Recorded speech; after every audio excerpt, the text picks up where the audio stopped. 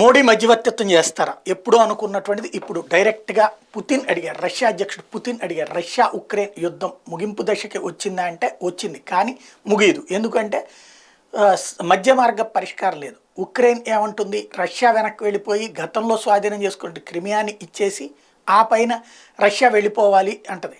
యుద్ధ నేరాల మీద విచారణ కూడా జరగాలి అంటది. అదే సందర్భంలో రష్యా ఏమంటుంది, ఉక్రెయిన్ లొంగిపోవాలి, ఉక్రెయిన్లో నుంచి తాము స్వాధీనం చేసుకున్నటువంటి డొనెట్స్క్, లుహాన్స్క్, జపోరిజియా, కేర్సన్ ప్రాంతాలను వదిలేసేసేయాలి.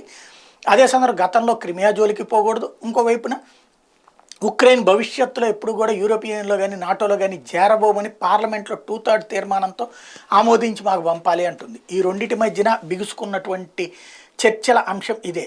అయితే మధ్య మార్గంగా ఫ్రాన్స్ ప్రయత్నించింది, ఇటలీ ప్రయత్నించింది, టర్కీ ప్రయత్నించింది, చివరికి దుబాయ్ కూడా ప్రయత్నించింది, ఆఫ్రికా దేశాలు కూడా ప్రయత్నించినాయి. ఎవరి వల్ల కాలేదు.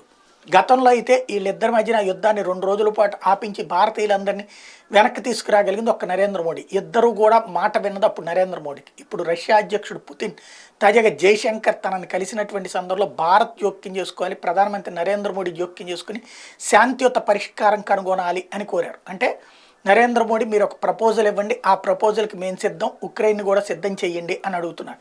అంటే మధ్యవర్తిత్వం చేసి యుద్ధ నివారణ చేయమంటున్నారు. మరి మోడీ ముందుకు వస్తారా, లేదంటే మాకెందుకు వచ్చిన కూడా మీ ఇద్దరే చావండి అని వదిలేస్తారా చూడాలి.